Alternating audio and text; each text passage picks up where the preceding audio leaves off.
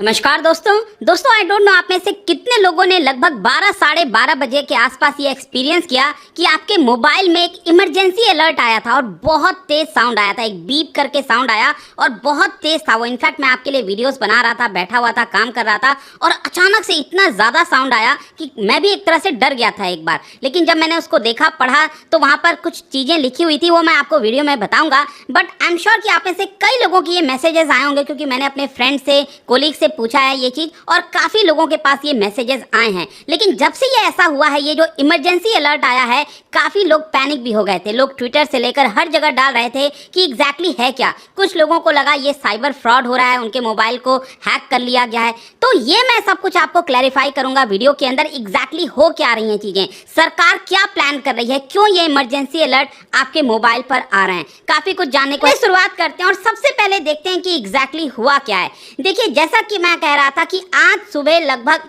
दोपहर में 12 साढ़े 12 बजे के आसपास यहाँ पर मोबाइल में अचानक से मुझे मैसेज आता है। देखिए, मेरे मोबाइल पर ये वाला मैसेज आया था, ये जो हिंदी में लिखा हुआ है यहाँ पर, और लगभग साढ़े 12 जैसा कि आप देख सकते हो यहाँ पर लिखा हुआ है। और ये अगर आप देख पाओगे लिखा है यहाँ पर, यह भारत सरकार के दूरसंचार विभाग द्वारा सेल ब्रॉडकास्टिंग सिस्टम के माध्यम से भेजा गया है। और इंटरनेट पर जब मैंने देखा ट्विटर वगैरह पर, तो यहाँ पर भी कई लोगों को मैसेजेस आए हुए थे। यहाँ पे अगेन आप देख सकते हो, emergency alert severe, this is a sample testing message send through cell broadcasting system by department of telecommunication. यहाँ पर उन्होंने बोला है कि प्लीज इग्नोर दिस मैसेज, क्योंकि क्या हुआ है ना कि जैसे ये हुआ, आप देख सकते हो कई लोगों ने यहाँ पर लिखा कि why is this message send to all, please clarify. कुछ लोगों का कहना था कि क्या ये हैकर्स अटैक है, हो क्या रहा है। तो देखिए, ये सरकार की तरफ से भेजा गया, मैं आपको क्लैरिफाई कर देता हूँ। यहाँ पर कोई किसी प्रकार की प्रॉब्लम नहीं है। सरकार ने सिंपली कहा है कि इस मैसेज को हम बेसिकली टेस्ट कर रहे हैं कि क्या ये पॉसिबल है, क्या भारत में अगर अचानक से इस तरह के मैसेज भेजने पड़े तो क्या ये भेजा जा सकता है कि नहीं भेजा जा सकता है। यहाँ पर टाइम स्टैम्प वगैरह भी आप देख सकते हो, किसी को 12:19 पे, किसी को 12:15 पे, मुझे लगभग 12:29 के आसपास ये आप देख पाओगे ये मैसेज आया था। और ये पहली बार नहीं हो रहा है, मैं आपको बता दूं, पिछले साल अगस्त से अगर आप देखोगे तो ये 5वीं या 6ठी बार है। इनफैक्ट पिछली बार 15 सितंबर को 12:19 पे मैसेज आया था। उसके पहले 29 अगस्त, 21 अगस्त, 17 अगस्त और काफी लंबे समय से ये मैसेज भेजा गया है। अब क्वेश्चन ये है कि आखिरकार ये इमरजेंसी अलर्ट भेजकर सरकार करना क्या चाह रही है। देखिए, इसका जवाब मिलेगा आपको। पिछले साल 20 जुलाई को सरकार ने एक ट्वीट किया था और स्टेटमेंट भी जारी किया था। डिपार्टमेंट ऑफ टेलीकम्युनिकेशन की तरफ से ये स्टेटमेंट आया था और उसमें कहा गया कि यहाँ पर जो डीओटी है, डिपार्टमेंट ऑफ टेलीकम्युनिकेशन है, वो एनडीएमए के साथ मिलकर, नेशनल डिजास्टर मैनेजमेंट अथॉरिटी, इसके बारे में भी मैं आपको आगे बताऊंगा, इनके साथ मिलकर एक सेल ब्रॉडकास्ट अलर्ट सिस्टम, उसकी टेस्टिंग कर रही है, ताकि इमरजेंसी के समय अगर देश भर में जितने भी लोग हैं, सभी के पास, आपको पता है आज के डेट में मोबाइल है, शायद ही कोई ऐसा होगा जिसके पास मोबाइल ना हो। और धीरे धीरे आपने देखा ही होगा कि जो स्मार्टफोन्स हैं वो तो तेजी से बढ़ता जा रहा है और कुछ ही समय में आप कह सकते हैं कि एक प्रकार से सभी के हाथों में स्मार्टफोन आ सकेगा।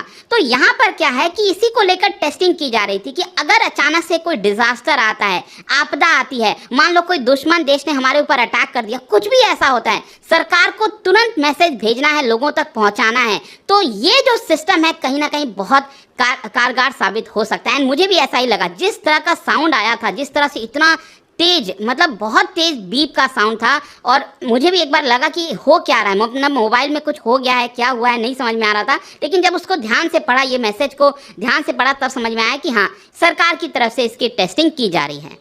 और साथ ही साथ जो मिनिस्ट्री ऑफ कम्युनिकेशन है, उन्होंने ये बताया है कि ये जो टेस्टिंग है वो लगभग सभी टेलीकॉम सर्विस प्रोवाइडर पर किया जा रहा है। मान लो अब सभी के पास तो ऐसा है नहीं कि सभी के पास BSNL होगा या फिर सभी के पास जियो का होगा। किसी के पास जियो है, किसी के पास वोडाफोन है, किसी के पास एयरटेल हो गया। तो सभी जितने भी टेलीकॉम सर्विस प्रोवाइडर हैं, सभी के ऊपर ये भेजा जा रहा है। और आप अपने एग्जाम पॉइंट ऑफ व्यू से ध्यान रखिएगा, ये डिपार्टमेंट ऑफ टेलीकम्युनिकेशन ने कोलैबोरेट किया है NDMA, national disaster management authority के साथ मिलकर। और सरकार बेसिकली यही कह रही है कि हम यहाँ पर इसकी जो एफिशिएंसी और इफेक्टिवनेस है उसको एक प्रकार से टेस्ट कर रहे हैं। जैसे कि यहाँ पर अभी रैंडम तरीके से सभी के मोबाइल पर ये भेजा जा रहा है। समय समय पर अब हो सकता है कई लोगों के मोबाइल पर अभी तक ये नहीं आया है, हो सकता है आगे आने वाले समय में अचानक से आ जाए, तो घबराना मत। सरकार का कहना है कि हम लगभग सभी मोबाइल पर इसको रैंडम तरीके से टेस्टिंग करेंगे ताकि इसमें कोई गड़बड़ी तो नहीं है, अगर हम मैसेज सेंड कर रहे हैं क्या वो लोगों तक सही से पहुंच रहा है, नहीं पहुंच रहा है, ये सारी टेस्टिंग की जाएगी। और साथ ही साथ मैं आपको ये भी बता दूं, ये जो सेल्फ ब्रॉडकास्ट अलर्ट सिस्टम है जो आया है मोबाइल पर, ये लगभग दुनिया भर में आप देखोगे बहुत सारे गवर्नमेंट एजेंसीज के द्वारा इस्तेमाल किया जाता है, स्पेशली ड्यूरिंग डिजास्टर। जैसे कि मान लो, अगर मैं आपको एग्जांपल बताता हूँ, जैसे दिन में हमें तो समझ में आता है, अगर मान लो अचानक से कोई अर्थक्वेक आया, दिल्ली में अगर अचानक से अर्थक्वेक आ गया और दिन का समय, तब तो आपको समझ में आ जाएगा अर्थक्वेक आया, जल्दी से आप भागोगे, बिल्डिंग से बाहर निकलने की कोशिश करोगे। लेकिन कई बार मैंने ये देखा है, इस चीज को फील किया है कि रात के समय मैं सो रहा हूं और सुबह उठकर पता चलता है कि रात में बड़ा भयंकर भूकंप आया था, तो रात में तो हमें पता नहीं चल पाता। तो कहीं ना कहीं उस केस में ये जो सिस्टम है वो बहुत ज़्यादा काम आ सकता है। अचानक से बहुत तेज साउंड होगा, आप अलर्ट होगे और कहीं ना कहीं तुरंत देखकर जो भी सरकार निर्देश दे रही है आप उसको करने की कोशिश करोगे। और जैसा मैंने बताया कि इमरजेंसी के समय चाहे हमारा किसी के साथ वॉर हो रखा हो, जैसे कि मैं एग्जाम्पल बताता हूँ आपको, इसराइल में पता ही होगा किस तरीके से जो आयरन डोम सिस्टम है वो काम करता है। यहाँ पर पैलेस्तीन जो गाजा पट्टी है, अचानक से आपने देखा होगा कई बार जो रॉकेट्स हैं उसको फायर किए जाते हैं इसराइल की तरफ। तो इसराइल में ये वाला जो आयरन डोम सिस्टम है वो एक्टिवेट होता है ताकि उसको किल कर सके हवा में ही, लेकिन उसके पहले ही ग्राउंड पर क्या हो जाता है, लोगों के पास तुरंत सायरन बजने लगता है। तो वो अलर्ट सिस्टम उनके पास ऑलरेडी है, वो लोग तुरंत बंकर में चले जाते हैं, नीचे चले जाते हैं ताकि अपने आप को सेव कर सकें। तो ये सारी चीज़ें दुनिया भर में कई जगह की जाती हैं और कहीं ना कहीं भारत में भी ये करना ज़रूरी था और अब इस चीज़ की टेस्टिंग मोबाइल के थ्रू की जा रही है, इनोवेटिव वे में किया जा रहा है, क्योंकि इसमें कोई ज़्यादा खर्चा भी नहीं आएगा।